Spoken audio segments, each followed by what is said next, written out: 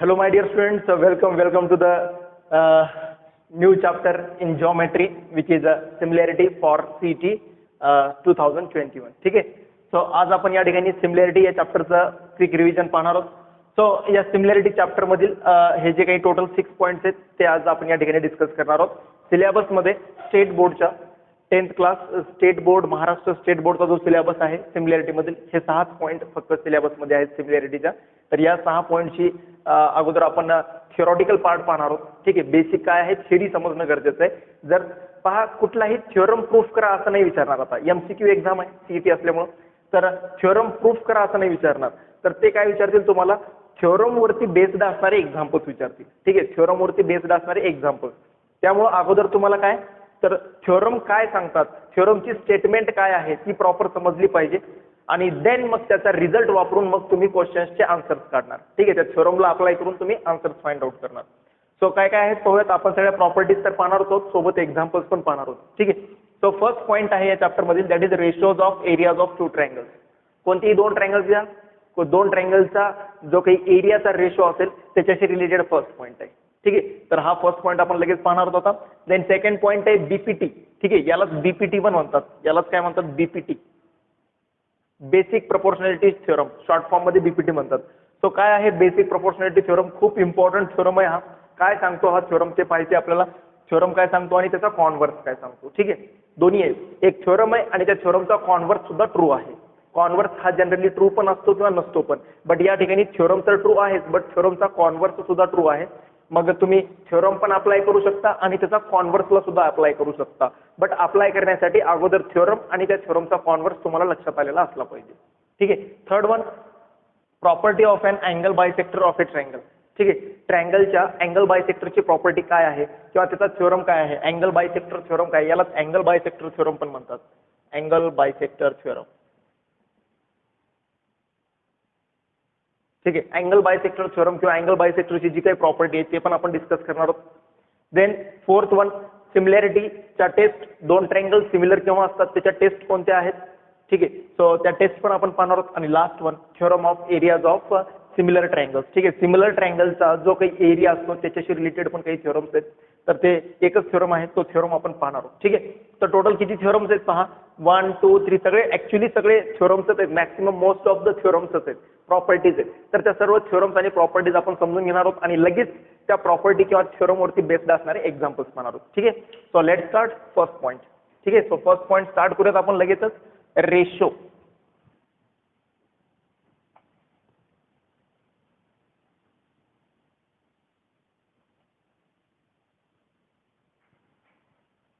Ratios of areas of two triangles. ठीक आहे. Ratios of areas of two triangles. So statement लिहून टाकूयात लगेचच याची. काय असतो statement. The ratio of the areas of two triangles is equal to the ratio of the. हा पण थिओरमच आहे ऍक्च्युली. ठीक आहे. हा जो रिझल्ट आहे ना दोन ट्रायंगलचा एरियाचा रेशो काय असतो. कोणतेही दोन ट्रायंगल असतील ते ट्रायंगल सिमिलर आयदर सिमिलर असतील किंवा कॉन्ग्रंट असतील किंवा काही असतील. ठीक आहे. तर कोणतेही दोन ट्रायंगल घ्या. तर दोन ट्रायंगलच्या जो काही एरिया आहे त्या एरियाच्या रेशोशी रिलेटेड असणारा हा थिओरम आहे असं म्हणू शकता तुम्ही. तर हा थिओरमचं स्टेटमेंट काय सांगतो the ratio of the areas of two triangles. Areas of two triangles. Ratios of the areas of two triangles is equal to their ratio of is equal to the product of is equal to ratio of the product of their ratio of the product of their is equal to the ratio of the product of their corresponding bases and heights. Bases of their bases and corresponding heights. Bases and corresponding heights.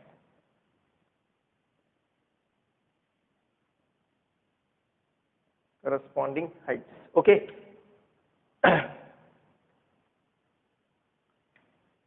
काय सांगतो हा theorem. ठीक आहे. आता पहा आता कोणत्याही थिओरमसाठी मी एक जनरल तुम्हाला हिंट देऊन टाकेन. की कोणताही थ्योरम जो आहे, असा स्टेटमेंट जी असेल थ्योरमची, पहा कोणत्याही जिओमेट्रीमध्ये, स्पेशली जिओमेट्री चॅप्टर्समध्ये तुम्ही जर थ्योरमचं स्टेटमेंट जर तुम्ही रीड केलात ना, तर तुम्हाला काय ऍक्च्युली काय होऊ लागले ते काही कळणारच नाही. स्टेटमेंटवरून तुम्हाला कळणारच नाही. मॅक्सिमम मोस्ट ऑफ द स्टुडंट्सला, काही स्टुडंट्सला कळेल, फक्त स्टेटमेंट वाचली काय होऊ लागले कळेल, बट मोस्ट ऑफ द स्टुडंट्सला स्टेटमेंटवरून काहीच कळत नाही. त्यामुळं तुम्ही काय करणार, ही स्टेटमेंट समजण्यासाठी फिगर काढणार. फिगर मधून व्यवस्थित लक्ष द्यायचं. काय सांगते statement, the ratio of the areas of two triangles. कोणतीही दोन ट्रायंगल्स घ्या, कोणतीही दोन ट्रायंगल्स तुम्ही प्लॉट करा. ठीक आहे, हा दोन ट्रायंगल्स प्लॉट केले. हा ट्रायंगल समजा ABC आणि हा अनादर ट्रायंगल समजा PQR. ठीक आहे, आणि या ठिकाणी कुठलीही कंडिशन नाहीये बरं का. सगळ्यात इम्पॉर्टंट ही गोष्ट लक्षात ठेवा, हे दोन ट्रायंगल सिमिलर असो किंवा नसो, हे दोन ट्रायंगल हे कॉन्ग्रंट असो किंवा नसो, किंवा हे दोन ट्रायंगल सिमिलर पण नाहीयेत, कॉन्ग्रंट पण नाहीयेत. ठीक आहे, यांच्यामध्ये कुठलीच प्रॉपर्टी सॅटिस्फाय होत नाहीये. क्लिअर आहे. सो त्या सिच्युएशन मध्ये सुद्धा तुम्ही हा थ्योरम वापरू शकता. सिमिलर असतील तर त्यासाठी वेगळा थ्योरम आहे. जर दोन ट्रायंगल सिमिलर असतील तर त्यांच्या एरियाबद्दल डिस्कस करण्यासाठी, जर हे दोन ट्रायंगल सिमिलर असतील तर यांच्या एरियाबद्दल डिस्कस करण्यासाठी वेगळे थ्योरम्स आहेत. बट हे दोन ट्रायंगल सिमिलर पण नाहीयेत, कॉन्ग्रंट पण नाहीयेत, आणि कॉन्ग्रंट असतील तर ऑब्वियस आहे, हे दोन ट्रायंगल जर कॉन्ग्रंट आहेत तर त्यांचा एरिया काय असणार, सेम असणार. जर दोन ट्रायंगल कॉन्ग्रंट आहेत तर त्यांचा एरिया ऑब्विसली काय असणार, सेम असणार. ठीक आहे, मग कॉन्ग्रंट असतील तर एरिया सेम असेल, आणि हे दोन ट्रायंगल जर सिमिलर असतील तर त्याच्यासाठी वेगळा थ्योरम आहे. बट हे दोन ट्रायंगल कॉन्ग्रंट ही नाहीयेत, सिमिलर ही नाहीयेत, त्यावेळेस तुम्ही हा थ्योरम अप्लाय करणार. त्या ठिकाणी तुम्ही हा थ्योरम अप्लाय करणार. तर काय सांगतो हा थ्योरम, कोणतेही दोन ट्रायंगल्स घ्या, त्या दोन ट्रायंगल्समध्ये त्या दोन ट्रायंगल्सच्या एरियाचा जो काही रेशो असेल, आता एरियाचा रेशो म्हणजे area of triangle ABC, area of triangle ABC upon area of triangle PQR. ठीक आहे, ABC ट्रायंगल आणि PQR ट्रायंगलचा जो काही एरिया असतो तो कसा असतो पहा. तर मी अशा ठिकाणी हा समजा परपेंडिक्युलर टाकला, तर हा झाला बेस B1, ही झाली हाईट H1. व्हर्टेक्स A मधून त्याच्या अपोजिट साइड BC वरती परपेंडिक्युलर टाकला, तर BC झाला तुमचा बेस आणि AC झाली तुमची हाईट. सिमिलरली व्हर्टेक्स P मधून QR वरती परपेंडिक्युलर टाकला, याला मी नाव देतो D, आणि हा असेल टोटल B1. ठीक आहे, याला नाव दिलं समजा S, तर हा टोटल समजा मी घेतला B2, हा बेस B2. ठीक आहे, total base B2. So PS perpendicular टाकला जर QR वरती, तर QR हा B2, आणि हाईट कोणती आहे H2. हाईट कोणती आहे H2. ठीक आहे, म्हणजे B2 च्या करस्पॉन्डिंग हाईट आहे H2, B1 च्या करस्पॉन्डिंग हाईट आहे H1. म्हणजे ज्यावेळेस बेस B1 त्यावेळेस हाईट H1, ज्यावेळेस बेस B2 त्यावेळेस हाईट H2. तर काय सांगतो हा थ्योरम, हा थ्योरम सांगतोय की दोन ट्रायंगलचा एरियाचा जो काही रेशो आहे, तो रेशो हा प्रोडक्ट, हा तो जो रेशो आहे एरिया ऑफ ट्रायंगलचा जो काही रेशो आहे, तो रेशो इक्वल मध्ये असतो. कोणाच्या इज इक्वल टू द परत रेशो येणार, कोणाचा रेशो येणार, करस्पॉन्डिंग बेसिस आणि हाईट. म्हणजेच काय, तर हा कुठून आला ते पण सांगून टाकेन. एरिया ऑफ ट्रायंगल ABC चा फॉर्म्युला, एरिया ऑफ ट्रायंगलचा फॉर्म्युला काय असतो, 1/2 इंटू बेस इंटू हाईट. तर ट्रायंगल ABC चा 1/2 बेस आहे B1, हाईट आहे H1. ट्रायंगल PQR चा बेस आहे B2, हाईट आहे H2. ठीक आहे, सो हाफ कॅन्सल, काय येऊन जाईल B1 H1 B2 H2. ठीक आहे, म्हणून हेच ते या ठिकाणी सांगतायत की दोन ट्रायंगलच्या एरियाचा रेशो, दोन ट्रायंगल त्यांच्या एरियाचा रेशो हा इक्वल असतो. कोणाच्या रेशोच्याच इक्वल मध्ये असतो, बट कोणाच्या रेशोच्या इक्वल मध्ये असतो, ratio of bases at their corresponding height, ratios of bases at their corresponding height. एका ट्रायंगलचा बेस आणि त्याची करस्पॉन्डिंग हाईट, एका ट्रायंगलचा बेस आणि त्याची करस्पॉन्डिंग हाईट यांच्या करस्पॉन्डिंग हाईटच्या आणि करस्पॉन्डिंग बेसिसच्या प्रोडक्टच्या रेशोच्या इक्वल मध्ये असतो, प्रोडक्टच्या रेशोच्या इक्वल मध्ये असतो. ठीक आहे, लक्षात येत आहे. आता याच्यामध्येच आणखीन दोन रिझल्ट येतात. होता याच्यामध्ये हा तर झाला मेन थ्योरम, हा झाला मेन थ्योरम. ठीक आहे, थ्योरम झाला हा मेन. आता याच्यावरतीच असणारे, या थ्योरम वरतीच असणारे आणखीन दोन थ्योरम्स आहेत, कंडिशन्स आहेत. काय कंडिशन्स असतील पहा. इफ द फर्स्ट कंडिशन, ठीक आहे, फर्स्ट कंडिशन, केस फर्स्ट म्हणूयात आपण. ठीक आहे, केस फर्स्ट मध्ये आपण काय म्हणू शकतो, if the heights of both triangles are equal. If the heights of both triangles are equal. जर या दोन्हीही ट्रायंगलची हाईट करस्पॉन्डिंग हाईट जर इक्वल झाली तर काय होईल, याच्यासाठी केस फर्स्ट घेतलं मी. ठीक आहे, जर या दोन्ही ट्रायंगलची, कोणती दोन ट्रायंगल आहेत त्यांची करस्पॉन्डिंग हाईट सेम आहे, तर त्या दोन ट्रायंगलच्या एरियाचा जो काही रेशो आहे तो रेशो हाईट जर सेम झाली तर काय होतो पहा. So therefore area of triangle ABC. परत ट्रायंगल तेच फक्त मी काय म्हटलं की त्या ट्रायंगल मधील दोन ट्रायंगलची हाईट सेम असेल. ठीक आहे, त्या ट्रायंगल मधील दोन ट्रायंगलची हाईट सेम असेल. ठीक आहे, आता हे दोन ट्रायंगल्स आहेत, फिगर हीच राहील. फक्त मी काय म्हटलं, जर दोन ट्रायंगल्स आहेत कोणतीही आणि त्या दोन ट्रायंगल्स मधल्या हाईट सेम आहेत, समजा हाईट सेम आहेत, जर हाईट सेम असतील तर या ठिकाणी काय येईल, या ठिकाणी येईल पहा, हा H1 आणि H2 सेम आहेत, तर हे जर सेम झाले तर हे काय होऊन जातील, कॅन्सल होऊन जातील रेशो मध्ये. हे काय होऊन जातील, कॅन्सल, आणि मग हा रेशो इक्वल मध्ये येईल कोणाच्या, B1/B2च्या. हा रेशो कोणाच्या इक्वल मधील, B1/B2च्या. म्हणून एक नवीन आपल्याला रिझल्ट भेटला, ज्या वेळेस दोन ट्रायंगलचा एरिया, ज्यावेळेस दोन ट्रायंगलच्या एरियाचा रेशो, दोन ट्रायंगलच्या एरियाच्या रेशो मध्ये जर दोन ट्रायंगलची हाईट इक्वल आहे तर त्या दोन ट्रायंगलच्या एरियाचा रेशो हा त्यांच्या करस्पॉन्डिंग बेसिसच्या रेशोच्या इक्वल मध्ये असतो. ठीक आहे, इफ बोथ ट्रायंगल्स हाईट जर इक्वल असतील तर ट्रायंगलच्या एरियाचा रेशो हा करस्पॉन्डिंग बेसिसच्या इक्वल मध्ये असतो. ही झाली केस फर्स्ट. या ठिकाणी लिहून टाकेन केस सेकंड. केस सेकंड काय असेल, केस सेकंड असेल की समजा बेसिस इक्वल आहेत. If the bases of the triangles are equal, if bases of both triangles are equal, ठीक आहे, दोन्ही ट्रायंगलच्या बेसिस जर इक्वल असतील तर त्या सिच्युएशन मध्ये या दोन ट्रायंगलचा एरियाचा रेशो कोणाच्या इक्वल मध्ये असतो, तर अशा पद्धतीच्या सिच्युएशन मध्ये area of triangle ABC upon area of triangle PQR हा जो, हे जे दोन ट्रायंगलचा, त्या दोन ट्रायंगलचा जो रेशो आहे, जर H1 H2 घेणार मी, जर हाईट डिफरंट आहेत बट बेसिस सेम आहेत, समजा दोन्ही बेसिस बीबी आहेत, दोन्ही बेसिस काय बीबी आहेत, सो जर बेसिस सेम असतील, जर दोन्ही बेसिस सेम असतील तर बेसिस काय होणार, कॅन्सल. या ठिकाणी दोन्ही नंबर मध्ये बेसिस काय येणार, या ठिकाणी पहा असं फॉर्म्युला लिहिणार, बेसिस सेम येणार, हाफ ऑफ तर कॅन्सलच होणार फॉर्म्युलानुसार, एरिया ऑफ ट्रायंगलच्या फॉर्म्युलानुसार हाफ ऑफ तर न्यूमरेटर डिनॉमिनेटर मधला कॅन्सल होणार, आणि बेसिसच्या ठिकाणी जर सेम नंबर आले तर हे बेसिस पण कॅन्सल होणार, फक्त काय राहणार, हाईटचा रेशो राहणार, फक्त हाईटचा रेशो राहणार. म्हणून आपण म्हणू शकतो ज्यावेळेस दोन ट्रायंगलचा बेस सेम आहे, दोन्ही ट्रायंगलचा बेस सेम आहे, त्या सिच्युएशन मध्ये त्या दोन ट्रायंगलचा जो काही एरियाचा रेशो असतो हा त्यांच्या करस्पॉन्डिंग हाईटच्या रेशोच्या इक्वल मध्ये असतो. करस्पॉन्डिंग हाईट म्हणजे काय, ट्रायंगल एबीसी न्यूमरेटर मध्ये लिहिलाय तर ट्रायंगल एबीसी मधली हाईट आहे H1 आणि डिनॉमिनेटर मध्ये ट्रायंगल पीक्यूआर आहे तर पीक्यूआरच्या करस्पॉन्डिंग हाईट आहे H2. ठीक आहे, हाईट आहे H2. क्लिअर आहे. अशा पद्धतीने लक्षात आले असतील. टोटल 3 थ्योरम्स आपण या ठिकाणी पाहिले. कोणते, एक मेन थ्योरम पाहिला की कोणतेही दोन ट्रायंगल्स घ्या त्यांच्या एरियाचा रेशो, कोणतेही दोन ट्रायंगल्स घ्या त्यांच्या जो काही एरिया आहे एरियाचा रेशो हा त्यांच्या करस्पॉन्डिंग बेसिस आणि हाईटच्या प्रोडक्टच्या इक्वल मध्ये असतो. करस्पॉन्डिंग बेसिस आणि हाईट यांचा प्रोडक्ट घ्यायचा आणि यांचा जो प्रोडक्ट असेल त्याच्या प्रोडक्टच्या इक्वल मध्ये असतो. करस्पॉन्डिंग बेसिस आणि हाईटच्या प्रोडक्टच्या इक्वल मध्ये असतो. आणि मग हा एक रिझल्ट भेटला B1 B2 H1 H2. ठीक आहे, आता याच रिझल्टमध्ये जर या दोन ट्रायंगलच्या हाईट सेम असतील, जर या दोन ट्रायंगलच्या एबीसी आणि पीक्यूआर ट्रायंगलच्या हाईट सेम आहेत तर हाईट कॅन्सल होणार, रेशो कोणाच्या इक्वल मध्ये येणार, ट्रायंगलच्या एरियाचा रेशो इक्वल कोणाच्या इक्वल मध्ये येणार, हाईट तर कॅन्सल झाला, म्हणजे हाईट सेम असतील तर त्या दोन ट्रायंगलच्या एरियाचा रेशो हा बेसिसच्या करस्पॉन्डिंग बेसिसच्या रेशोच्या इक्वल मध्ये येणार. जर बेसिस सेम असतील तर, जर बेसिस इक्वल असतील, जर या ठिकाणी बेसिस इक्वल असतील तर त्या दोन ट्रायंगलच्या एरियाचा रेशो हा बेसिस इक्वल असतील तर बेसिस कॅन्सल होतील आणि करस्पॉन्डिंग हाईटच्या रेशोच्या इक्वल मध्ये येईल. मग दोन ट्रायंगलचा एरिया हा करस्पॉन्डिंग हाईटच्या रेशोच्या इक्वल मध्ये येईल. ठीक आहे, हे 3 रिझल्ट कळाले. सो या 3 रिझल्ट वरती बेसिस असणारे आपण लगेच एक्झाम्पल पाहणार आहोत. या 3 रिझल्ट वरती असणारे बेस्ड असणारे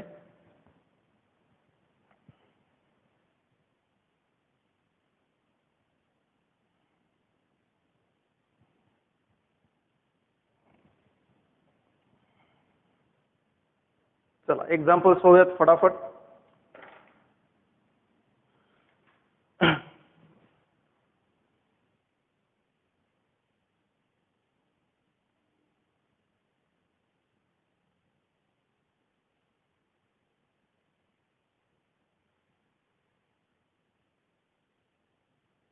ए बी सी और ये डी. ठीक है, आणि या ठिकाणी BC दिलेला आहे 4, AD दिलेला आहे 8 आणि आपल्याला फाइंड आउट करायला सांगितलंय find area of triangle ABC upon area of triangle ADB. पहा MCQ मध्ये असेच क्वेश्चन्स विचारणार, फिगर देणार, त्या फिगर मध्ये एखादी बेसिस किंवा हाईट देणार आणि तुम्हाला त्या दोन ट्रायंगलच्या एरियाचा रेशो विचारणार. MCQ मध्ये अशा प्रकारचे क्वेश्चन विचारू शकतात. देन सेकंड क्वेश्चन आहे सेकंड क्वेश्चन अशा पद्धतीचा दिलेला आहे पहा.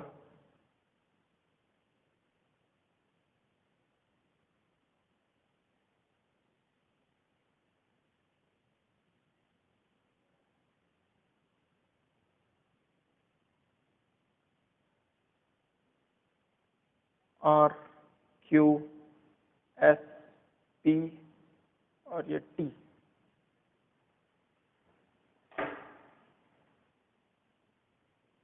आणि याच्यामध्ये आपल्याला सांगितलेलं आहे RQ6 आहे. कुठे गेला RQ6 आहे एवढाच. RQ6 आहे, PS6 आहे, PS सुद्धा 6 दिलेला आहे, PS सुद्धा 6 दिलेला आहे, PR12 दिलेला आहे, PR हा 12 दिलेला आहे. हा टोटल जो आहे तो 12 दिलेला आहे 12. आणि या दोन ठिकाणी 90 तर दिलेलंच आहे. Find QT. आपल्याला क्वेश्चन काय विचारलाय, फाइंड QT फाइंड आउट करायचे. चला तर मग पाहूयात या दोन क्वेश्चन्सला. या मागचे जे आपण 3 थिओरम्स आपण पाहिलेले आहेत, मागे जे 3 रिझल्ट आसपास आपण मी प्रूफ करून दाखवले, तर या 3 थिओरमची बेस्ड असणारे हे 2 एक्झाम्पल्स मी या ठिकाणी डिस्कस करतोय. चला पहा, ट्रायंगल ABC मध्ये पाहायचं. ठीक आहे, ट्रायंगल ABC आणि ट्रायंगल ADBच्या एरियाचा रेशो विचारलाय. काय विचारलं नीट समजून घ्यायचं. 2 ट्रायंगल दिलेत आणि त्यांचा एरिया लिहिलेला आहे, म्हणजे 2 ट्रायंगलच्या एरियाचा रेशो विचारलेला आहे. सो 2 ट्रायंगल पडे पहा. ट्रायंगल ABC दिलेलं आहे, या ठिकाणी नाव दिलेलं आहे. जे नाव दिलेलं आहे ते फक्त फिगर मध्ये पाहायचं. ट्रायंगल ABC म्हणजे हा वरचा ट्रायंगल आहे. ठीक आहे, ABC. आणि triangle ADB, triangle ADB, triangle ADB म्हणजे खालचा ट्रायंगल आहे. 2 ट्रायंगल दिसत आहेत क्लिअरली, 2 ट्रायंगल. हा फर्स्ट ट्रायंगल, हा सेकंड ट्रायंगल. ठीक आहे, तर या 2 ट्रायंगल मध्ये पहा बेस कॉमन आहे. या दोन्ही ट्रायंगल एकमेकांना जॉईंट आहेत. हे 2 ट्रायंगल एकमेकांना जॉईंट आहेत. जॉईंट आहेत म्हणजे काय, या हा जो वरचा फर्स्ट ट्रायंगल आहे, या फर्स्ट ट्रायंगलचा जो बेस आहे पहा, परपेंडिक्युलर BC आहे, परपेंडिक्युलर BC आणि बेस कोणता आहे, AB. BC जो आहे तो AB वरती परपेंडिक्युलर पडलेला आहे, म्हणजे AB हा बेस झाला आणि BC ही हाईट झाली. ठीक आहे, तर ट्रायंगल फर्स्टचा बेस AB आहे आणि ट्रायंगल सेकंड हा जो खालचा ट्रायंगल आहे ADB, या ADB ट्रायंगल मध्ये AD हाईट आहे आणि AD जी हाईट आहे ती पॉईंट A मध्ये परपेंडिक्युलर आहे. म्हणजे कोणत्या साइड वरती परपेंडिक्युलर आहे, AB वरती परपेंडिक्युलर आहे. म्हणजे ADB ट्रायंगलचा सुद्धा बेस ABचा आहे आणि ट्रायंगल ABC चा सुद्धा बेस ABचा आहे. म्हणजे या दोन्ही ट्रायंगल मध्ये कॉमन बेस आहे. कॉमन बेस आहे म्हणजे बेस सेम आहे असं म्हणता येईल. या ABC ट्रायंगल मध्ये जेवढा बेस आहे तेवढाच बेस ADB मध्ये आहे, म्हणजे बेस इक्वल आहेत. जर 2 ट्रायंगल मध्ये जर बेसेस इक्वल असतील, जर 2 ट्रायंगल मध्ये बेसेस इक्वल असतील, तर त्या 2 ट्रायंगलच्या एरियाचा रेशो हा त्यांच्या करस्पॉन्डिंग हाईटच्या इक्वल मध्ये असतो. सो ABCच्या करस्पॉन्डिंग हाईट, ABCच्या करस्पॉन्डिंग हाईट BC, ABCच्या करस्पॉन्डिंग हाईट BC इक्वल मध्ये असतो. सो BC आहे 4, AD आहे 8. सो 4 1 जा 4, 4 2 जा 2. सो दॅट इज या 2 ट्रायंगलच्या एरियाचा रेशो हा 1/2 असेल. या 2 ट्रायंगलच्या एरियाचा रेशो 1/2 असेल. मोर दॅन, याच्यापेक्षा पुढे जाऊन तुम्ही असं पण सांगू शकता, area of triangle ABC, area of triangle ABC हा डिवाइड मध्ये ADB आहे. एरिया ऑफ ट्रायंगल ABCच्या डिवाइड मध्ये ADB आहे. हा डिवाइडचा जर इकडे गेला 1/2 कडे राईट हँड साईडला शिफ्ट झाला, हा डिवाइडचा ADB ट्रायंगल ADB हा डिवाइडचा जर राईट हँड साईडला शिफ्ट झाला तर मल्टिप्लिकेशन मध्ये जाईल. तर इकडे तर ऑलरेडी 1/2 आहे. सो 1/2 इंटू इथं म्हणता येईल एरिया ऑफ ट्रायंगल ADB. म्हणजे तुम्हाला असं पण सांगता येतं की ABC ट्रायंगलचा एरिया हा ADB ट्रायंगलच्या एरियाच्या हाफ आहे, असं पण तुम्हाला सांगता येतं. रेशो तर सांगताच येतो, बट रेशो सांगता येतो तर डिवाइडचा इकडे पाठवला की मल्टिप्लिकेशन मध्ये पण जातं आणि एरिया ऑफ ट्रायंगल ABCचा रेशो हा ADBच्या हाफ आहे, असं पण तुम्हाला क्लिअरली सांगता येतं. ठीक आहे, बघा नेक्स्ट क्वेश्चन कडे. आता पहा, नेक्स्ट क्वेश्चन मध्ये थोडंसं पाहता व्यवस्थित पाहिजे. QT आपल्याला फाइंड आउट करायला सांगितले. तर QT परपेंडिक्युलर आहे कोणत्या, कोणाला, RP ला. दिसतोय QT परपेंडिक्युलर आहे RP ला. तर तुम्ही जर पाहिलात RP हा बेस झाला, मग QT RP ला परपेंडिक्युलर आहे, म्हणजेच RP हा बेस झाला, QT ही हाईट झाली. बट कोणत्या ट्रायंगलची, तुम्हाला हाईट आणि बेस कळाला, बट कोणत्या ट्रायंगलचा? तर QT ही हाईट झाली, RP हा बेस झाला, तर RP साइड असणारा ट्रायंगल कोणता आहे? RP आणि Q इन्क्लूड असणारा ट्रायंगल आहे RPQ म्हणा किंवा PQR म्हणा. तर पहा RPQ या ट्रायंगलची हाईट आहे RPQ या ट्रायंगलची हाईट आहे QT. ज्यावेळेस बेस काय असणार? PR. ज्यावेळेस बेस काय असणार? जर बेस PR आहे तर त्या बेस वरती टाकण्यात आलेला परपेंडिक्युलर ही तिची करस्पॉन्डिंग हाईट असेल.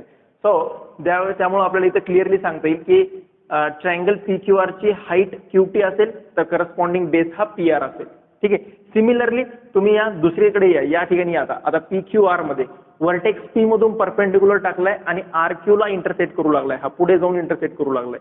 तर तुम्हाला माहिती आहे ऑब्ट्यूस अँगल ट्रायंगल मध्ये ज्यावेळेस तुम्ही ऑब्ट्यूस अँगल ट्रायंगल पाहता, ऑब्ट्यूस अँगल ट्रायंगल अशा पद्धतीने, तर ऑब्ट्यूस अँगल ट्रायंगलचा हाईट हे ट्रायंगलच्या बाहेर पण असू शकते. या ऑब्ट्यूस अँगल ट्रायंगलची हाईट हा पहा, हा ऑब्ट्यूस अँगल ट्रायंगल आहे, ABC ऑब्ट्यूस अँगल ट्रायंगल आहे. या ऑब्ट्यूस अँगल ट्रायंगलची हाईट ट्रायंगलच्या बाहेर पण लाई करते. तर त्याच पद्धतीने याच ट्रायंगल PQR ची, या सेम ट्रायंगल PQR ची जी हाईट आहे ती ट्रायंगलच्या बाहेर आहे. जर हाईट PS घेतली मी, जर हाईट जर मी PS आहे, ट्रायंगल PQR ची हाईट जर PS आहे असं म्हटलं तर बेस असणार RQ, नॉट RS बेस असणार नाही. तर तुमचा व्हर्टेक्स कुठून टाकलेला आहे? तुमचा परपेंडिक्युलर कुठून पडलाय? व्हर्टेक्स P मधून परपेंडिक्युलर पडलाय.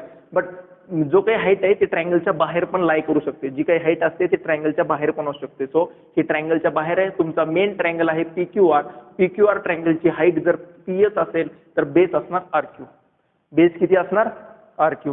लक्षात येते? सो मग या ठिकाणी काय भेटेल तुम्हाला? या ठिकाणी रिझल्ट कोणता वापरता येईल?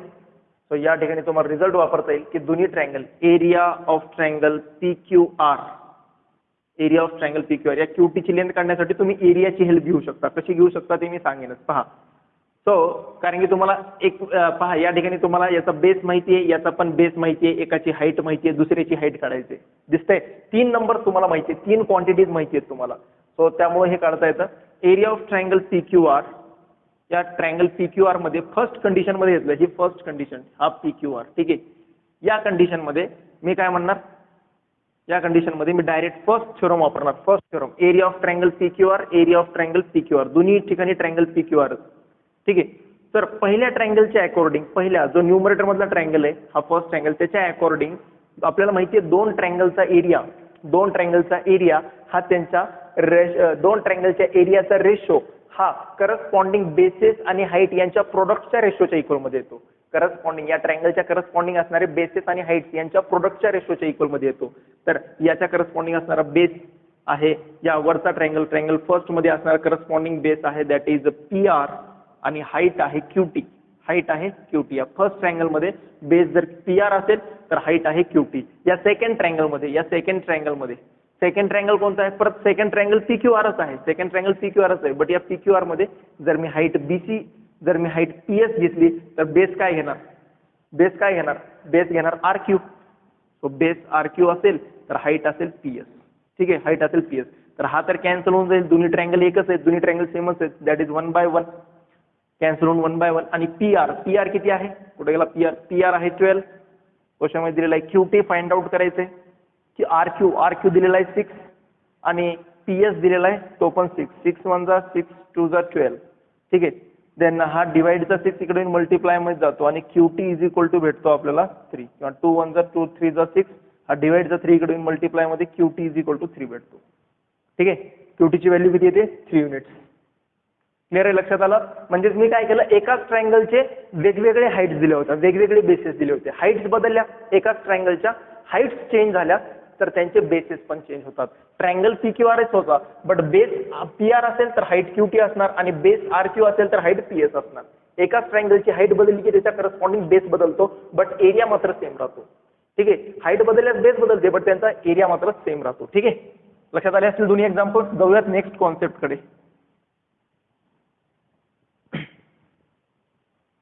That is the basic proportionality theorem. याची प्रॅक्टिस करून घ्यायची. भरपूर एक्झाम्पल्स तुम्हाला तुमच्या टेक्स्ट बुक मध्ये भेटून जातील या थ्योरमशी रिलेटेड असणारे.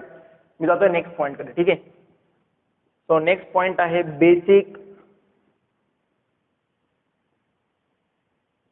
Proportionality theorem. ठीक आहे, बीपीटी मत म्हणतात त्याला, बीपीटी. काय आहे थ्योरमचं स्टेटमेंट लिहून घेऊयात आणि समजून घेऊयात आपण. ठीक आहे, इफ अ लाईन पहा, हे स्टेटमेंट तुम्हाला एकदम लक्षात समजून घ्यायचं. ठीक आहे, समजून जर तुम्हाला जर समजलं तर तुम्ही त्याला वापरून आन्सर काढू शकता. ठीक आहे, कारण की ऍज इट इज स्टेटमेंट तर एक्झाम मध्ये रट्टा मारून काही उपयोग नाहीये. स्टेटमेंट एक्झाम मध्ये विचारतील न विचारतील, स्टेटमेंट विचारण्याचे चान्सेस खूप आहेत.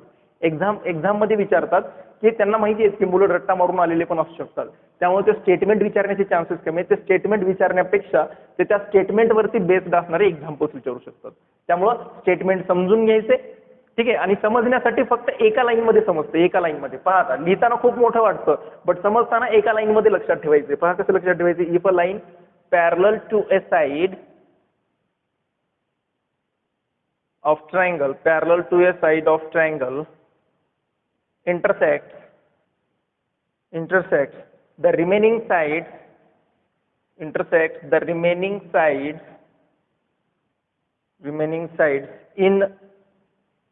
in a two distinct points,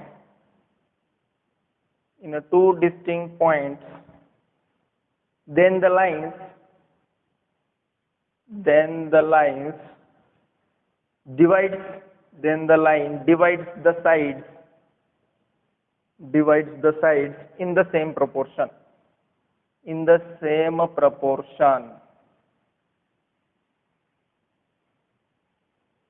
चला पहा, आता एवढी स्टेटमेंट लिहिली. हा थ्योरम आहे आणि ही त्याची स्टेटमेंट आहे. नुसती स्टेटमेंट लिहिली, मुलं म्हणतात काय की काय चालू आहे की आम्हाला काहीच कळलं नाही सर. मला माहिती आहे, नुसतं मी म्हणूनच तर म्हणतोय नुसतं स्टेटमेंट लिहिलं काहीच लक्षात येणार नाही. बट तीच तुम्ही फिगर काढा, फिगर मधून लगेच लक्षात येतं. तर काय सांगते स्टेटमेंट, आपण फिगर मधून समजून घेऊयात व्यवस्थित. ठीक आहे, फिगर मधून समजून घेऊयात आपण व्यवस्थित. सो स्टेटमेंट सांगते, if a line parallel to a side of triangle intersect the remaining sides in two distinct points. ठीक आहे, तर हा ट्रायंगल समजा एबीसी आहे. एबीसी ट्रायंगल मध्ये एक अशी लाईन, जी लाईन ट्रायंगलच्या दोन साइडला, ट्रायंगलच्या कोणत्याही दोन साइडला इंटरसेक्ट करते, आणि जी रिमेनिंग थर्ड साइड, ज्या साइडला ती इंटरसेक्ट करत नाहीये त्या रिमेनिंग थर्ड साइडला जर पॅरलल असेल तर. ठीक आहे, पहा थ्योरम कसे असतात. थ्योरम जर तर मध्ये असतात. जर तर असं झालं तर तसं होणार. मी डॉक्टर झालो तर मग बघा, मी इंजिनियर झालो मग बघा मी काय करेन. जसं आपण स्वप्नात रंगतो ना, स्वप्नात जर असं झालं, जर तुम्हाला ते निबंध वगैरे असतात बघा स्कूलमध्ये मराठीमध्ये, जर तुम्ही मुख्यमंत्री झालात तर काय कराल, जर तुम्ही पंतप्रधान झालात तर काय कराल. तर हे जर तर असतं ना, स्वप्नामध्ये असतं. ठीक आहे, तर थ्योरम त्याच टाईपचे आहेत. पहा, एकदम ड्रीम्स मध्ये विचार करत जायचे. ठीक आहे, एकदम स्वप्नातल्यासारखं. तर जर काय व्हायला पाहिजे, अगोदर काहीतरी व्हायला पाहिजे मग पुढे त्याचं होणार. पण अगोदर काहीतरी व्हायला पाहिजे. तर अगोदर काय व्हायला पाहिजे, तर थ्योरम कधी अप्लाय करणार, तर थ्योरम अप्लाय करण्यासाठी फर्स्ट कंडिशन आहे, एखाद्या ट्रायंगल मध्ये एक लाईन अशी असेल की जी लाईन या ट्रायंगलच्या कोणत्याही दोन साइडला काय करत असेल, ही एक लाईन या ट्रायंगलच्या कोणत्याही दोन साइडला इंटरसेक्ट करत असेल, आणि ज्या दोन साइडला इंटरसेक्ट करते त्या दोन साइडला सोडून जी राहिलेली रिमेनिंग थर्ड साइड आहे, ती थर्ड साइडला ती लाईन पॅरलल असेल. दोन साइडला इंटरसेक्ट करते आणि रिमेनिंग साइडला पॅरलल असेल तर पुढे काय होणार. ठीक आहे, तर पुढे काय होणार, तर पहा मी अशी एक लाईन काढली. ही लाईन आहे, ही लाईन यल या ट्रायंगल एबीसीच्या एबीला पी पॉईंट मध्ये टच करते, एसीला क्यू पॉईंट मध्ये टच करते. क्लिअर आहे. ट्रायंगल एबीसी, ही ट्रायंगल एबीसी मध्ये लाईन यल ही एबीसी ट्रायंगल मध्ये साइड एबीला पी पॉईंट मध्ये इंटरसेक्ट करते, साइड एसीला क्यू पॉईंट मध्ये इंटरसेक्ट करते. तर रिमेनिंग कोणत्या साइडला इंटरसेक्ट करत नाही, रिमेनिंग थर्ड साइड कोणती राहिली, दॅट इज बीसी. पीक्यू ही लाईन एबी आणि एसी ला इंटरसेक्ट करते, तर रिमेनिंग साइड कसली आहे, कोणती आहे, बीसी. रिमेनिंग साइड बीसी आहे. तर ही लाईन ज्या दोन साइडला इंटरसेक्ट करते त्या दोन साइडला सोडून जी रिमेनिंग साइड आहे त्याला पॅरलल असली पाहिजे, त्याला पॅरलल पण असलीच पाहिजे. म्हणजेच लाईन यल किंवा पीक्यू म्हणजे इफ थोडक्यात कसं लक्षात ठेवायचं, एवढं मोठं स्टेटमेंट लक्षात ठेवण्याची गरज नाही, समजून लक्षात ठेवण्यासाठी एकच, if PQ parallel to BC. जर पीक्यू ही कसली लाईन आहे, ही ट्रायंगलला कोणत्याही दोन साइड मध्ये इंटरसेक्ट करायला पाहिजे आणि थर्ड साइडला पॅरलल असलीच पाहिजे. जर पॅरलल असेल तरच तुम्ही हा थ्योरम वापरू शकता. ठीक आहे, तर PQ parallel to BC, then if PQ parallel to BC, then पुढे काय येणार, तर ज्या पॉइंट्स मध्ये ही जी लाईन आहे, लाईन यल जी आहे ती एबी आणि एसी ला ज्या पॉइंट मध्ये इंटरसेक्ट केलेला आहे त्या पॉइंट्समुळे होणारे जे काही पार्ट्स आहेत त्या साइडचे, आता पहा एबी साइडचे पॉइंट पी मुळे होणारे पार्ट्स एपी आणि पीबी, पॉईंट क्यू मुळे एसी या साईडचे होणारे पार्ट AQ आणि QC, तर हे जे पार्ट तयार होतात हे पार्ट सेम प्रपोर्शन मध्ये असतात. कशामध्ये असतात? These parts are in same proportion. The lines divide the sides. हे जे लाईन आहे ते साइड्सला डिवाइड करते सेम प्रपोर्शन मध्ये. सेम प्रपोर्शन मध्ये दॅट इज एका लाईनचा पार्ट साइड AB चे पार्ट होतात AP/PB. सेम प्रपोर्शन म्हणजे रेशो सेम असतो. रेशो सेम असतो. So that is AP/AB. Same proportion म्हणजे सेम रेशो. इथं लिहून टाका सेम रेशो. मुलांना सेम प्रपोर्शन म्हणजे कळतच नाही. सेम प्रपोर्शन म्हणजे वेगळं काही नाहीये, सेम रेशो असतो. सो ही लाईन L पॉईंट P मध्ये इंटरसेक्ट करते म्हणजेच पॉईंट P मुळे तयार झालेला रेशो AP/PB आणि पॉईंट Q AC ला इंटरसेक्ट करते. So that is AQ/QC. AQ/QC. तर यांचा रेशो सेम असतो आणि रेशो सेम असतो म्हणजे ते प्रपोर्शन मध्ये. तर हा सांगतो थ्योरम. तर लक्षात कसं ठेवणार पहा, एवढ्या एका लाईन मध्ये लक्षात. जर लाईन पॅरलल असेल तर रेशो सेम येणार. पॉईंटचे रेशो, पॉईंट मुळे जे तयार झालेले पार्ट्स आहेत या साईडचे जे काही पार्ट्स तयार झाले ते पार्ट्स छोटे छोटे पार्ट्सचा रेशो काय असतो? सेम असतो. हा सांगतो थ्योरम. आता याचा कॉन्व्हर्स लगेच समजून घेऊयात. कॉन्व्हर्स काय असतो? It's converse. BPT converse short form मध्ये लिहितो. BPT converse. या थ्योरमचा कॉन्व्हर्स काय सांगतो? कॉन्व्हर्स म्हटलं की उलट जायचं. उलट इथं if PQ parallel to BC, जर PQ आणि BC पॅरलल असतील तर रेशो इक्वल होतात. आता कॉन्व्हर्स म्हणजे याच्या उलट. इफ जर रेशो सेम आहे, इफ जर रेशो सेम आहे, if AP/PB is equal to AQ/QC, then म्हणजेच एखाद्या ट्रायंगल मध्ये एखाद्या लाईनने ट्रायंगलच्या दोन साईडला जर इंटरसेक्ट करून गेला असेल आणि त्या दोन साईडला ज्या पॉईंट मध्ये इंटरसेक्ट केले त्यांचा रेशो जर सेम असेल, जर रेशो सेम असेल तर दॅट मीन्स ती लाईन, जी लाईन इंटरसेक्ट करून गेलेली आहे ती लाईन या रिमेनिंग थर्ड साईडला 100% पॅरलल असणार. या रिमेनिंग थर्ड साईडला 100% पॅरलल असणार. म्हणजेच काय केलं, थ्योरम मध्ये जो इफ होता तो देनच्या नंतर आला, जो देनच्या नंतर होता तो इफच्या नंतर आला. सिंपल एकदम. तर या ठिकाणी confirm PQ parallel to BC असेल. हा झाला कॉन्व्हर्स. ठीक आहे. म्हणजेच काय थ्योरम काय सांगतो की जर पॅरलल असेल एक लाईन ट्रायंगलच्या थर्ड साईडला, ज्या दोन साईडला इंटरसेक्ट करते त्याला सोडून थर्ड साईडला जर पॅरलल असेल, जर पॅरलल आहे तर रेशो सेम असतील. हे सांगतो थ्योरम. आणि जर तुम्हाला क्वेश्चन मध्ये असं सांगितलं असेल की रेशो सेम आहे, या लाईनने ट्रायंगलला इंटरसेक्ट केल्यानंतर, ट्रायंगलच्या दोन साईडला इंटरसेक्ट केल्यानंतर जर रेशो सेम येत असेल दॅट मीन्स ही जी लाईन आहे, जी लाईन ट्रायंगलला इंटरसेक्ट करून गेली ती लाईन कन्फर्म त्या ट्रायंगलच्या थर्ड साईडला पॅरललच असेल. हा सांगतो त्या थ्योरमचा कॉन्व्हर्स, BPTचा कॉन्व्हर्स. दोन थ्योरम्स कळाले? आय होप लक्षात आले असतील. ठीक आहे. पहा फिगर अशी पण असू शकते बरं का. फिगर अशी पण असू शकते. ही फिगर अशी पण असू शकते. चला तुम्हाला एक दुसरं पण ट्रेलर देऊन टाकतो. फिगर कशी कशी असू शकते पहा. लाईन अशी पण असू शकते. या AB आणि BC ला इंटरसेक्ट करणारी पण लाईन असू शकते. या ठिकाणी PQ असेल तर लगेच समजून जायचंय. पहा PQ ही लाईन ABC ट्रायंगल मध्ये AB आणि BC ला इंटरसेक्ट करते. म्हणजेच कोणाला इंटरसेक्ट केली नाही? AC ला इंटरसेक्ट केली नाही. आता जर PQ AC ला पॅरलल असेल, PQ पॅरलल AC असेल तर आपण लगेच म्हणू शकतो BP/PC आणि BQ/QA यांचा रेशो 100% इक्वल असणार बाय युजिंग BPT थ्योरम. यांचा रेशो 100% इक्वल असणार बाय युजिंग BPT थ्योरम. जर पॅरलल दिला असेल तर रेशो सेम असणार आणि जर रेशो सेम असतील तर कन्फर्म ही जी लाईन आहे ती या थर्ड साईडला पॅरलल असणार. क्लिअर आहे आता? चला लक्षात आले असतील थ्योरम. तर हे झाले दोन थ्योरम. आणखीन एक थ्योरम आपण पाहणार आहोत that is angle bisector theorem. पहा दोन थ्योरम मी एक्सप्लेन केले, यांचे एक्झाम्पल्स आपण नंतर पाहणारच आहोत. बट त्या अगोदर आणखीन एक थ्योरम मी तुम्हाला डिस्कस करतो. Property of an angle bisector किंवा angle bisector theorem. Angle bisector theorem. ठीक आहे. आता खूप मुलांच्या मनामध्ये एक डाऊट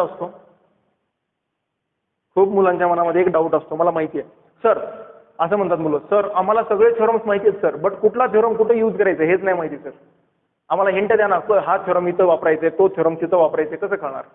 आम्हाला थोडंसं सांगा याबद्दल काही. मला सगळे थ्योरम्स माहिती आहेत बट कुठला थ्योरम कुठं वापरायचं हेच नाही माहिती.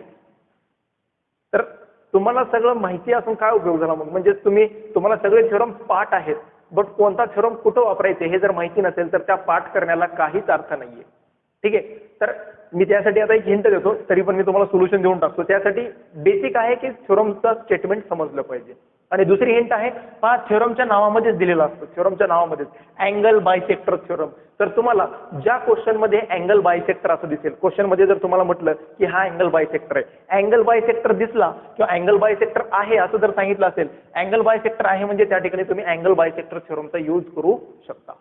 ठीक आहे. अँगल बायसेक्टर हा कॉन्सेप्ट दिसला, ज्या ठिकाणी क्वेश्चन मध्ये सांगितलं की PQ is angle bisector, MN is angle bisector, असं अँगल बायसेक्टर आहे म्हणून सांगितलं की त्या ठिकाणी तुम्ही हा थ्योरम वापरू शकतात. तर काय आहे हा थ्योरम पहा. तर हा थ्योरम सांगतो the bisector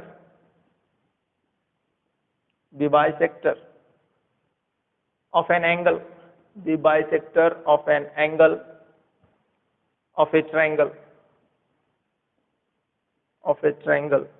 divides the sides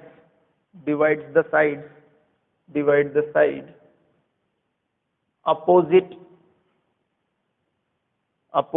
to the angle in the ratio of the remaining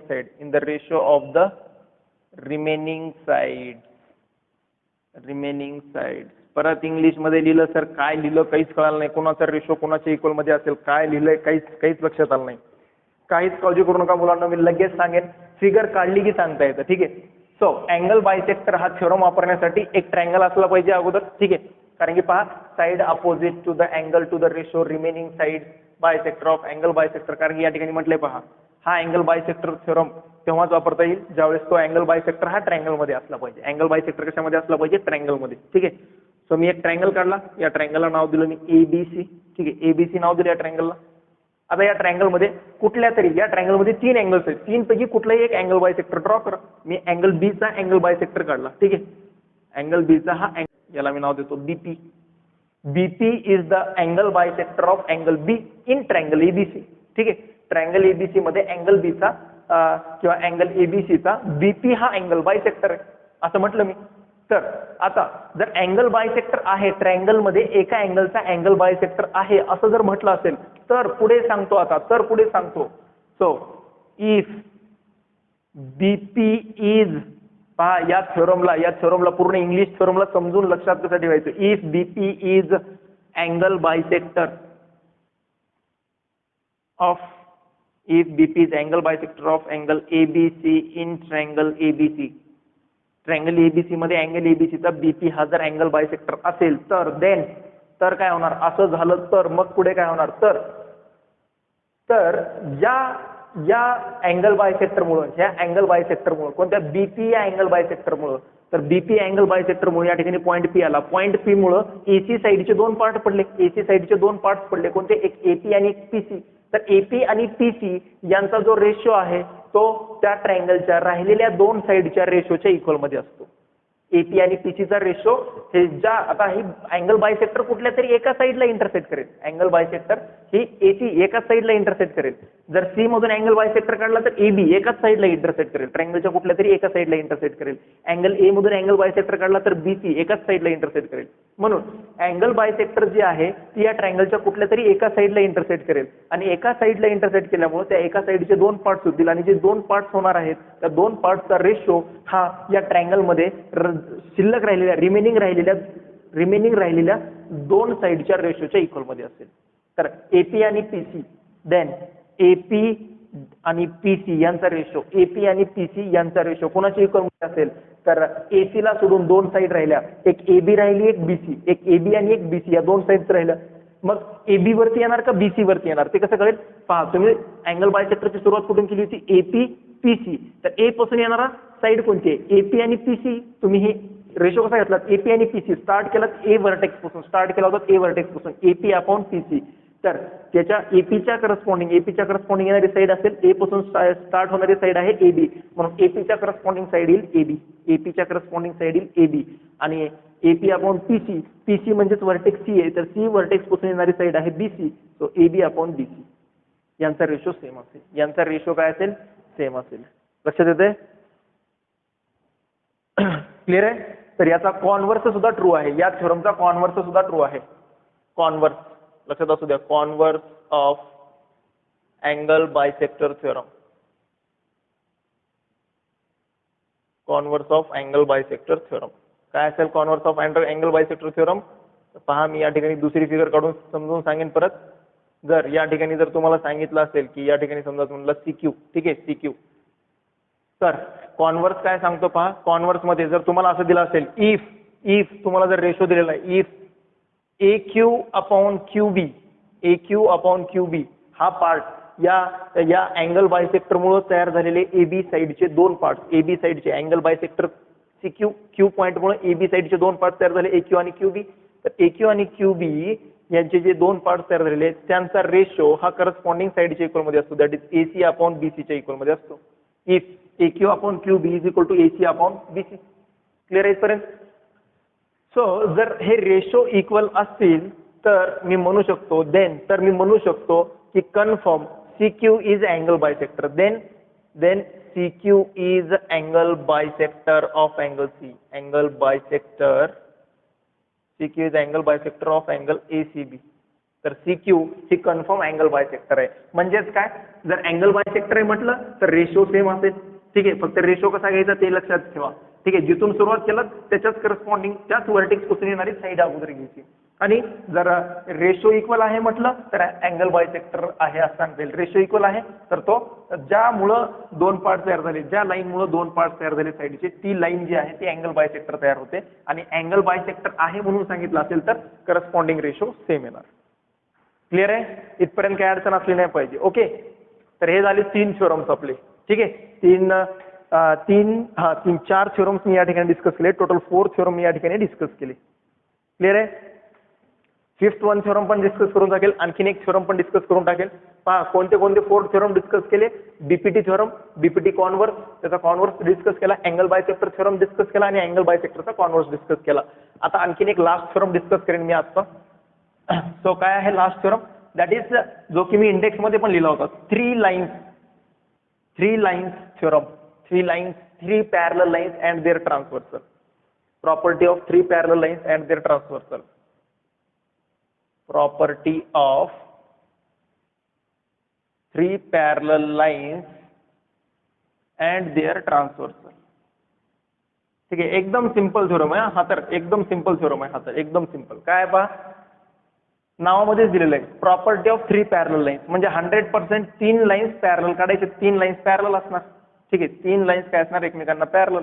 तर मी इथे घेतलं LMN, या 3 लाईन्स एकमेकांना समजा पॅरलल आहे. 3 लाईन्स एकमेकांना समजा पॅरलल आहेत. तर मी एक ट्रान्सव्हर्सल घेतली आणि ही अनदर ट्रान्सव्हर्सल घेतली. ठीक आहे, एक ट्रान्सव्हर्सल घेतली, अनदर ट्रान्सव्हर्सल. समजा ही ट्रान्सव्हर्सल P आहे, ही ट्रान्सव्हर्सल Q आहे. तर line P, line transversal P line L ला पॉइंट A मध्ये इंटरसेक्ट करते. लाईन P समजा लाईन M ला पॉइंट B मध्ये इंटरसेक्ट करते आणि लाईन P लाईन N ला C पॉइंट मध्ये इंटरसेक्ट करते. So ABC. आणि या ठिकाणी जर मी म्हटलं या ठिकाणी समजा म्हटलं D, E आणि F, म्हणजे लाईन Q L ला D पॉइंट मध्ये इंटरसेक्ट करते, M ला E पॉइंट मध्ये इंटरसेक्ट करते आणि लाईन Q N ला F पॉइंट मध्ये इंटरसेक्ट करते. तर अशा पद्धतीने जर हे सगळं जर होत असेल की 3 लाईन्स पॅरलल आहेत आणि 3 लाईन्स पॅरलल असताना 2 ट्रान्सव्हर्सल आहेत, आणि जर अशी सिच्युएशन जर येत असेल तर अशा सिच्युएशन मध्ये आपण रिझल्ट सांगू शकतो. काय असतो रिझल्ट? या प्रॉपर्टीचा रिझल्ट असतो. जर 3 लाईन्स पॅरलल आहेत आणि 2 ट्रान्सव्हर्सल्स आहेत तर एका ट्रान्सव्हर्सल वरती तयार झालेले जे पार्ट आहेत त्यांचा रेशो, एका ट्रान्सव्हर्सल P, या ट्रान्सव्हर्सल P वरती तयार होणारे पार्ट, दॅट इज एक AB पार्ट आणि एक BC पार्ट, यांचा रेशो AB अपॉन BC, याचा रेशो हा इक्वल मध्ये असतो DE अपॉन EF चा. याचा ratio corresponding DE upon EF च्या इक्वल मध्ये असतो. DE अपॉन EF च्या इक्वल मध्ये असतो. ठीक आहे, पहा मी या ठिकाणी थ्योरमचं स्टेटमेंट लिहिलेलं नाहीये, एकदम सिंपल थ्योरम आहे म्हणून मी डायरेक्ट थ्योरम लिहून टाकला या ठिकाणी. ठीक आहे, डायरेक्ट थ्योरम लिहून टाकला. ओके, तर याच्या कॉन्व्हर्स बद्दल काही सांगितलेलं नाहीये की याचा कॉन्व्हर्स 2 आहे नाहीये, बट हा थ्योरम बद्दल फक्त बोललेला आहे. तर थ्योरम फक्त स्टेटमेंट लक्षात ठेवा की 3 लाईन्स पॅरलल आहेत. If L parallel to M parallel to N, जर 3 लाईन्स पॅरलल असतील आणि जर 2 पॅरलल आणि जर 2 ट्रान्सव्हर्सल्स असतील, जर 2 ट्रान्सव्हर्सल आणि 3 पॅरलल लाईन्स, तर असं होणार. एका ट्रान्सव्हर्सल वरती तयार होणारे दोन पार्ट्सचा रेशो हा दुसऱ्या ट्रान्सव्हर्सल वरील करस्पॉन्डिंग पार्टच्या इक्वल मध्ये. करस्पॉन्डिंग म्हणजे एबी हा पहिला पार्ट होता, तर इकडे एबीच्या करस्पॉन्डिंग मध्ये डीई म्हणजे एबी न्यूमरेटर मध्ये, तर त्याच्या करस्पॉन्डिंग डीई सुद्धा न्यूमरेटर मध्येच येणार. तर एबी अपॉन बीसीचा रेशो डीई अपॉन ईएफच्या इक्वल मध्ये येणार. ठीक आहे, लक्षात आले असतील. टोटल मी या ठिकाणी 5 थेरम्स मी डिस्कस केलेले आहेत टोटल. तर यांचे फटाफट आपण एक्झाम्पल्स पाहणार होता. एक्झाम्पल्स, ठीक आहे. चला जाऊयात एक्झाम्पल्स कडे.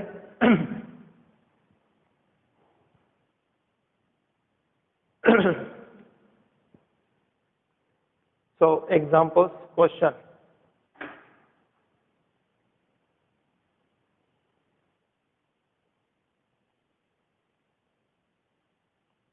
P, Q, R आणि या ठिकाणी M हा दिलेला आहे 3.5, हा दिलेला आहे 1.5, हा दिलेला आहे 7, हा दिलेला आहे 3.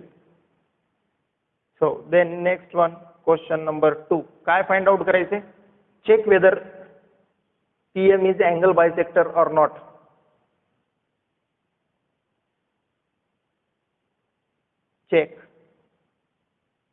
Check whether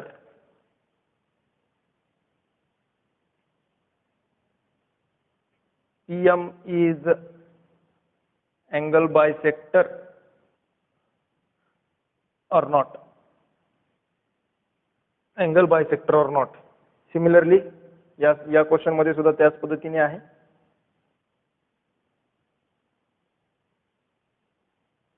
PM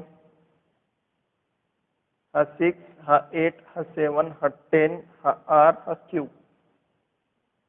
चला पाहूया. दोन क्वेश्चन्स मी या ठिकाणी नोट डाऊन केलेले आहेत. दोन क्वेश्चन, या दोन्ही क्वेश्चन मध्ये हा सेम क्वेश्चन आहे.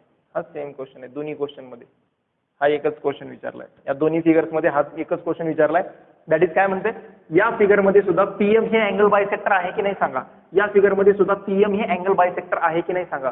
तर पीएम अँगल बायसेक्टर आहे की नाही सांगण्यासाठी तुम्हाला त्या अँगल बायसेक्टर थ्योरमच्या कॉन्व्हर्सची हेल्प घ्यावी लागते. कॉन्व्हर्स काय सांगत होता, जर रेशो इक्वल आला तर काय होणार, अँगल बायसेक्टर होणार. ठीक आहे, तर रेशो कोणाचा इक्वल यायला पाहिजे, तर त्यासाठी तुम्हाला कॉन्व्हर्स आठवला पाहिजे. अँगल बायसेक्टर थ्योरमचा कॉन्व्हर्स आठवला पाहिजे. ठीक आहे, सो काय येऊन जाईल मग, इथं आपण अगोदर रेशो काढून घेऊयात.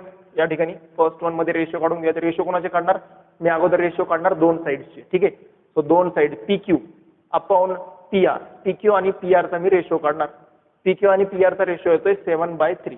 ठीक आहे, देन आता मी रेशो काढत असताना PQ म्हणजेच व्हर्टेक्स Q चा रेशो न्यूमरेटर मध्ये घेतला. व्हर्टेक्स Q, P तर दोन्ही मध्ये कॉमन आहे.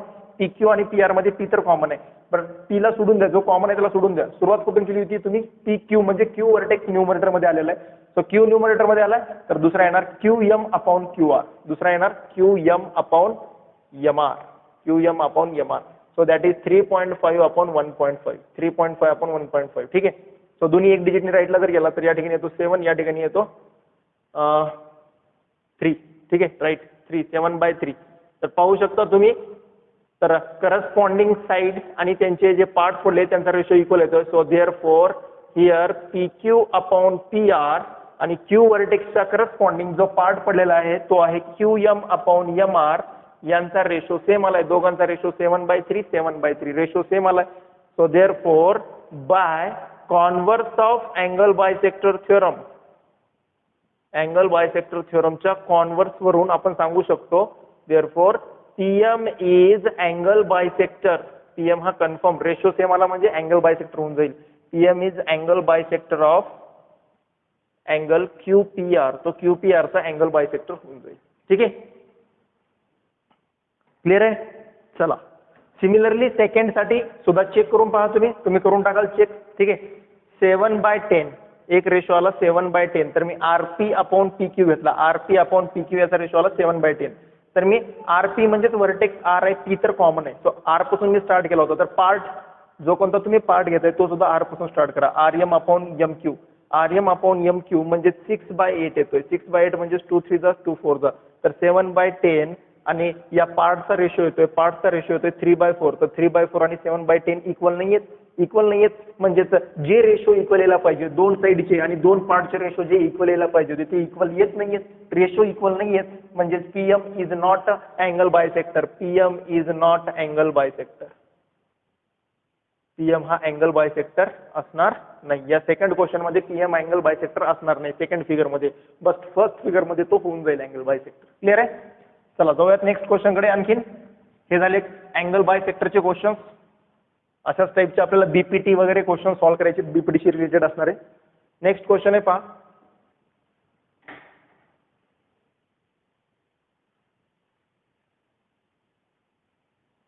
एन एम आर क्यू आणि पी. या ठिकाणी पीएम, पीएम कुठे या ठिकाणी हा पीएम दिलेला आहे पहा 15, एवढाच पीएम दिलेला आहे 15. पी क्यू दिलेला आहे 25. ठीक आहे, पी क्यू दिलेला आहे 25. पी आर 20, पी आर कुठे हा पी आर हा टोटल पी आर दिलेला आहे 25. एन आर, एन आर दिलेला आहे 8, एवढाच एन आर दिलेला आहे 8. तर आपल्याला काय फाइंड आउट करायचे, state whether the line N M is parallel. So state line N M is parallel to side R Q. R Q ला एन एम ही आर क्यू ला पॅरलल आहे की नाही सांगा. ठीक आहे, पॅरलल आहे की नाही सांगायचे. ठीक आहे, सो पहा आता पॅरलल आहे की नाही सांगण्यासाठी परत बीपीटीच्या कॉन्व्हर्स कडे जावं लागतं. कारण की बीपीटीच्या कॉन्व्हर्स मध्ये काय, जर रेशो सेम आला, जर रेशो सेम आला, कोणाचा रेशो सेम येणार आहे ते तर आपण पाहिलेलंच आहे. बट जर रेशो सेम आला तर काय होतात, थर्ड लाईन ही ट्रायंगलची रिमेनिंग थर्ड साइड आणि जी इंटरसेक्ट करून गेलेली लाईन आहे ती पॅरलल असते. जर रेशो सेम आला तर इंटरसेक्ट करून गेलेली side that is M N ही दोन साइडला इंटरसेक्ट करते आणि ट्रायंगल मोठ्या ट्रायंगलची थर्ड साइड आर क्यू ही पॅरलल असेल. सो मग आता रेशो सेम येणार आहे की नाही ते पाहावं लागेल अगोदर. ठीक आहे, सो रेशो कसा पाहतो आपण, रेशो पाहत असताना P N N R P M M Q. आताच पहिला आपण कॉन्व्हर्स ऑफ बीपीटी. सो मग या ठिकाणी आपण आपल्याला यांचा रेशो काढावा लागेल. तर रेशो कसा काढणार पहा. आता या ठिकाणी मला पीएन आणि एन आर, एन आर तर माहिती आहे तर पीएन काढायचे. सो पीएन कसा फाइंड आउट करणार, पीएन कसा फाइंड आउट करणार, तर मला टोटल माहिती आहे पी आर, टोटल मला माहिती आहे P R. So P R is equal to PN plus N R. P R according to the figure P R is equal to PN plus N R. तर P R 25 आहे, PN find out करायचे, N R आहे 8. So 25 minus 8 is equal to PN. So PN किती भेटून जाईल 17. PN किती भेटून जाईल 17. तर पीएन भेटला आपल्याला 17. क्लिअर आहे इथपर्यंत, पीएन भेटला 17. तर पीएन पाहून येणार एक रेशो तर काढू शकतो आता. देन दुसऱ्या रेशोसाठी पीएम आणि एमक्यू, एमक्यू माहिती असायला पाहिजे होता बट या ठिकाणी एमक्यू माहिती नाहीये. काय माहिती आपल्याला PQ. So PQ is equal to PM plus MQ. फिगरच्या अकॉर्डिंग पीक्यू हा टोटल आहे, या पीक्यू मध्ये दोन पार्ट, पीएम प्लस एमक्यू केला की टोटल पीक्यू भेटतो. पीएम आहे 15, पीक्यू आहे 25 प्लस एमक्यू आपल्याला फाइंड आउट करायचे. So MQ is equal to भेटून जाईल 10. एमक्यू किती भेटून गेला 10. सो हा असेल 10 एवढा. सो देअरफॉर मग आता रेशो काढून घेऊयात. देअरफॉर अगोदर रेशो काढून घेऊयात. P N upon N R याचा ratio that is 17/8. P N upon N आरचा ratio 17/8 and P M upon M Q याचा ratio, P M upon M Q याचा रेशो 15/10. सो याला सिम्पलेस्ट फॉर्म मध्ये 5 3 जा 5 2 जा, सो 3/2. सो क्लिअरली दिसतोय की हा लेफ्ट हँड साइड मध्ये येणारे रेशो 17/8 आणि राईट हँड साइड मध्ये, राईट हँड साइड मध्ये या ट्रायंगलच्या या पीक्यू साइड मध्ये येणारा जो रेशो आहे तो 3/2 आहे. सो रेशो इक्वल नाहीये. So clearly 17/8 is not equal to 3/2.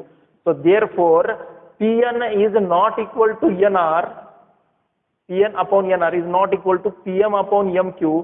So therefore by converse of BPT, बीपीटीच्या कॉन्व्हर्सच्या अकॉर्डिंग रेशो सेम आला तर पॅरलल होता, तर रेशो सेम नाही आला तर पॅरलल नाही होणार. ठीक आहे, रेशो पॅरलल नाही आला तर पॅरलल नाही होणार. ठीक आहे, या ठिकाणी काहीतरी मिस्टेक झालेली आपली. असो इथं 25, अरे या ठिकाणी 20 दिलेलं आहे, पी आर दिलेला आहे 20, या ठिकाणी हा 20 आहे. सॉरी हा 20 तरीच म्हटलं असं कसं झालं. हा 20 आहे, पी आर 20. हा जर 20 असेल तर या ठिकाणी पी आर 20 आला, या ठिकाणी हा 20, तर हा येऊन जाईल 12. हा 12 आला या ठिकाणी, हा 12 आला तर या ठिकाणी 12. सो 12 म्हणजे 4 2 जा 8, 4 3 जा 12, 4 2 जा 8. ठीक आहे, तर हा 3/2 सेम येतो आणि हे जर सेम आले, आता हे दोन सेम आले म्हणजे PN upon N R is equal to PM upon M Q. हे दोन रेशो सेम आले. So therefore by converse of BPT, converse of BPT, बीपीटीच्या कॉन्व्हर्सच्या अकॉर्डिंग, सो देअरफॉर आपण म्हणू शकतो की कॉन्व्हर्स मध्ये रेशो जर सेम असेल तर जी इंटरसेक्ट करणारी लाईन NM आहे ती या ट्रायंगलच्या थर्ड साइड RQ ला पॅरलल असते. ठीक आहे, NM parallel to RQ. Clear आहे? चला आणखीन एक क्वेश्चन पाहून घेऊयात आपण फटाफट.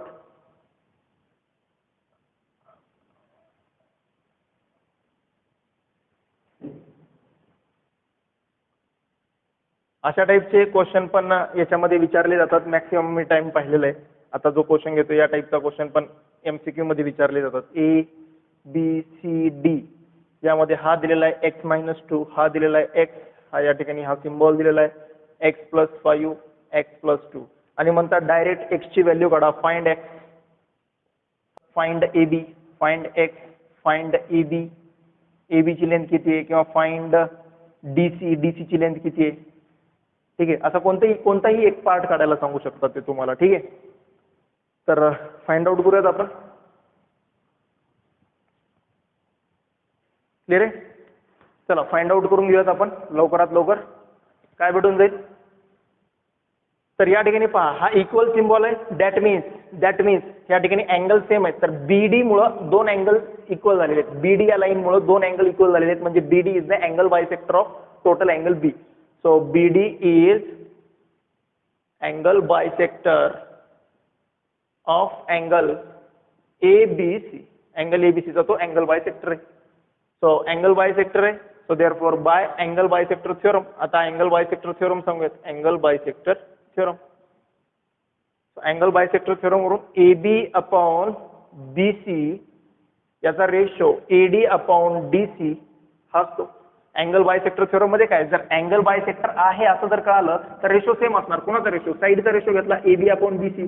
साईड कुठून स्टार्ट केली होती? वर्टेक्स A पासून. तर त्यांच्या पार्टचा सुद्धा रेशो A पासूनच चालू करणार. AD upon DC, AD upon DC. ठीक आहे, तर AB किती आहे x, BC किती आहे x+5, AD आहे x-2, AB आहे x+2. Cross multiply x into x+2, x-2 into x+5.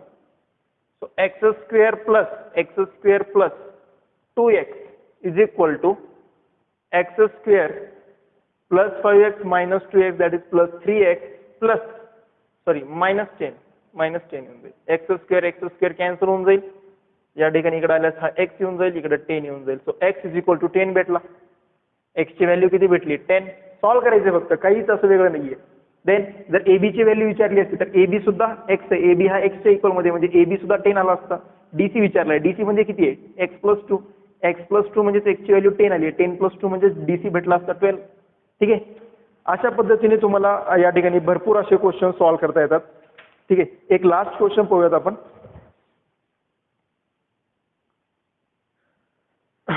एक लास्ट क्वेश्चन बीपीटीचा. आपण एक अँगल बायसेक्टरचा हा थ्योरम अँगल बायसेक्टरचा पाहिला, एक थ्योरम बीपीटीच्या कॉन्व्हर्सचा पाहिला, एक एक्झाम्पल आपण अँगल बायसेक्टरच्या कॉन्व्हर्सचा पाहिला, एक एक्झाम्पल आपण बीपीटी कॉन्व्हर्सचा पाहिला, एक एक्झाम्पल आपण अँगल बायसेक्टर थ्योरमचा एक एक्झाम्पल पाहिला असतात. आता एक एक्झाम्पल आपण बीपीटी थ्योरमचा पण पाहूयात, बीपीटी थ्योरमचा यूज करून आन्सर काढण्यासाठी.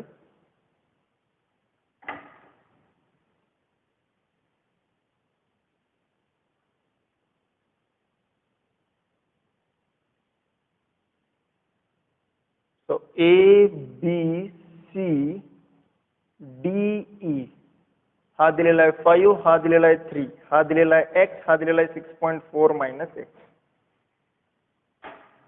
ठीक आहे, सो याच्यामध्ये आपल्याला व्हॅल्यू विचारली आहे. फाइंड बीई असं विचारले. Find BE. बीई म्हणजे x ची व्हॅल्यू फाइंड करायची. फाइंड बीई म्हणजे x ची व्हॅल्यू फाइंड करायची, कारण की बी ची लेंथ x च्या इक्वल मध्ये. ठीक आहे, सो आणि क्वेश्चन मध्ये सांगितलेलं आहे क्लिअरली की डीई हा पॅरलल टू AB आहे. डीई हा पॅरलल टू AB आहे.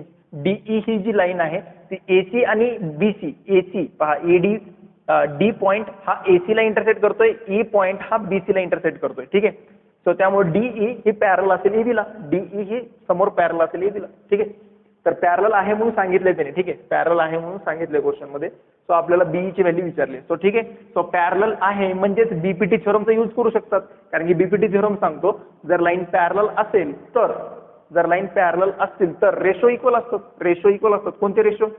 दॅट इज AD अपॉन, या ठिकाणचा हा वरचा रेशो घेतोय AD upon DC. AD upon DC. काही मुलं म्हणतील नाही सर डीसी अपॉन एडी घ्या, चालतं. डीसी अपॉन एडी किंवा AD upon DC. So AD आहे 5, डीसी आहे 3. सो हा ऑलरेडी सिम्पलेस्ट फॉर्म मध्ये ऑल्सो. आता इकडं एडी अपॉन डीसी घेतला तर इकडे सुद्धा काय घ्यावं लागेल तुम्हाला, BE upon EC. BE upon EC. So BE upon EC. So BE किती आहे x आणि ईसी किती आहे, that is 6.4 minus x. So according to किंवा by BPT theorem, by BPT theorem वापरू शकतो. बीपीटी थ्योरम का वापरू शकतो, कारण की लाईन्स पॅरलल दिलेले आहेत. म्हणून बीपीटी थ्योरम काय सांगतो, लाईन पॅरलल असतील तर एडी अपॉन डीसी आणि बीई अपॉन ईसी यांचा रेशो सेम असणार, कन्फर्म सेम असणार. So 5/3 B upon EC that is x upon 6.4 minus x. So cross multiply जर केलात तर या ठिकाणी किती होऊन जाईल, 32 मायनस 5x. ठीक आहे, 5 इंटू 6.4, 5 4 20 रिमेनिंग 2, 6 5 30 इंटू 20. ठीक आहे, सो 6 5 30 आणि 2 32 आणि 5 याला म्हणजे मायनस 5x. सो इकडे येणार 3x. सो इकडे असेल 8x is equal to 32 that is x is equal to 4. तर x ची व्हॅल्यू 4 असेल. x ची व्हॅल्यू 4 आहे म्हणजेच बीई ची व्हॅल्यू किती आहे, 4 आहे. बीई ची व्हॅल्यू असेल 4 युनिट.